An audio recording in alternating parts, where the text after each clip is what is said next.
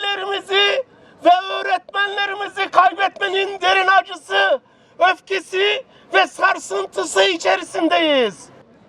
Bu tabloyu yalnızca bir güvenlik zafiyeti, münferit bir mesele olarak görmek ya da sunmak, gerçeği örtmekten başka bir işe yaramamaktadır. Okullarda ciddi bir güvenlik sorunu vardır.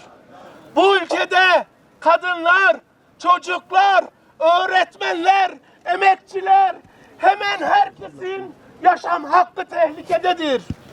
Ancak asıl sorun şiddeti sıradanlaştıran, cezasızlığı yaygınlaştıran, eşitsizliği derinleştiren ve gençleri geleceksizliğe mahkum eden bu düzenin ta kendisidir. Gençler bugün sadece okullarda değil, sokakta, evde, yaşamın her alanında büyüyen bir şiddet sarmalının içine itilmektedir. Suça sürüklenen çocuklar gerçeği de bu tablonun bir parçasıdır. Tesadüf değil, sistematik bir sonuçtur.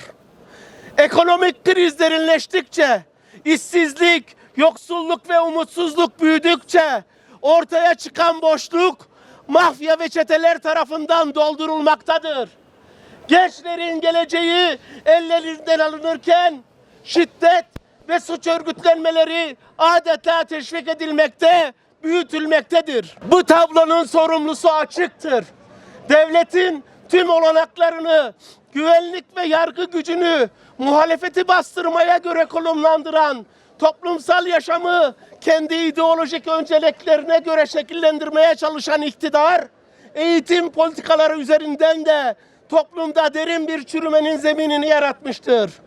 Bakanın korumayı tercih eden iktidar, çocukların, öğrencilerin ve toplumun geleceğini gözden çıkarmaktadır. Göreve geldiği ilk günden bugüne eğitimin gerçek sorunlarına sırtını dönen, eğitimi piyasaya ve tarikatlara açan, ÇEDES, MESEM projeleri gibi infial yaratan uygulama ve açıklamalara imza atan mevcut Milli Eğitim Bakanı'nın bunca can kaybına rağmen hala görevde kalması kabul edilemez.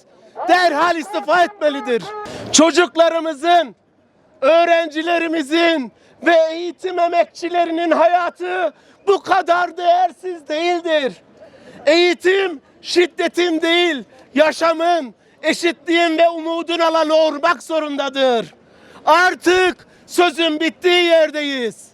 Siverek'te, Maraş'ta ve ülkenin dört bir yanında yaşanan bu acıların bir daha tekrarlanmaması için, şiddete karşı yaşamı savunmak için KESK'e bağlı tüm sendikalar olarak 16 ve 17 Nisan tarihlerinde üretimden gelen gücümüzü kullanarak iş bırakıyoruz.